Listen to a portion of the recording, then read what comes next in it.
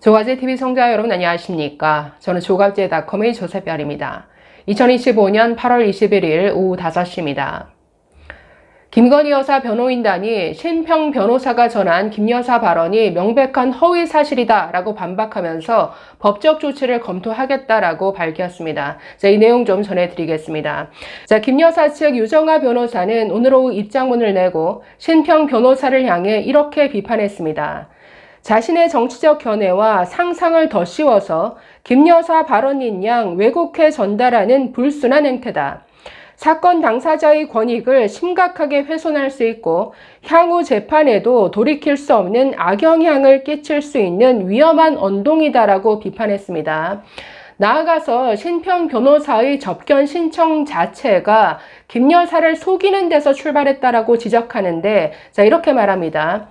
선임된 변호인도 아닌 신 변호사가 특정 기자의 요청에 따라 무단으로 김 여사를 접견하고 이어 언론 매체와 인터뷰를 하면서 민감한 사건 관련 발언을 쏟아낸 행위는 상식적으로 납득하기 어렵다라고 말했습니다.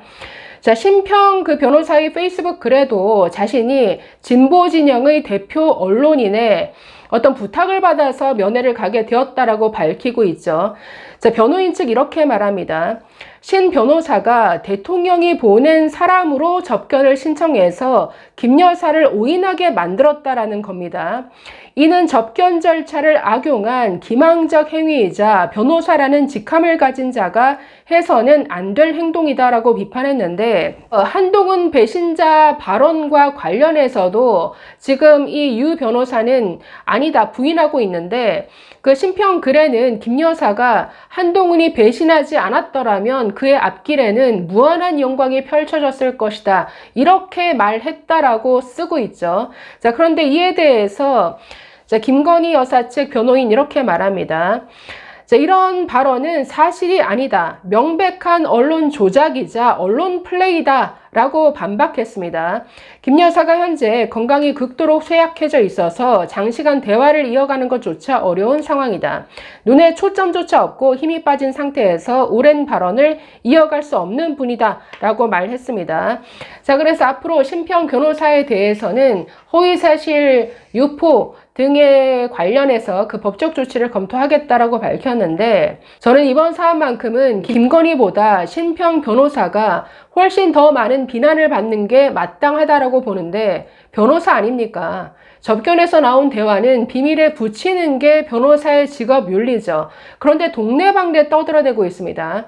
자신의 페이스북 글이 화제가 되자 연달아 온갖 매체와 인터뷰를 하면서 김 여사가 이런 말도 했다, 저런 말도 했다, 온갖 내용을 떠들어대고 있습니다. 한동훈의 배신 때문에 우리가 이렇게 되었다. 오죽했으면 계엄을 했겠느냐. 서희건설과 이재명 정부가 짜고 우리를 죽이려 든다. 정말 김건희 여사가 한 말인지 의심스러운 발언들을 연달아 공개하고 쏟아내고 있는데, 이게 과연 변호사로서 할 일인가요? 그렇기 때문에 저는 이 사안만큼은 김건희 측 변호인단의 어떤 그 반박 내용이 맞다라고 보는데, 자, 이에 대해서 한동훈 전 대표 페이스북에 저런 글을 올렸습니다. 한번 보실까요?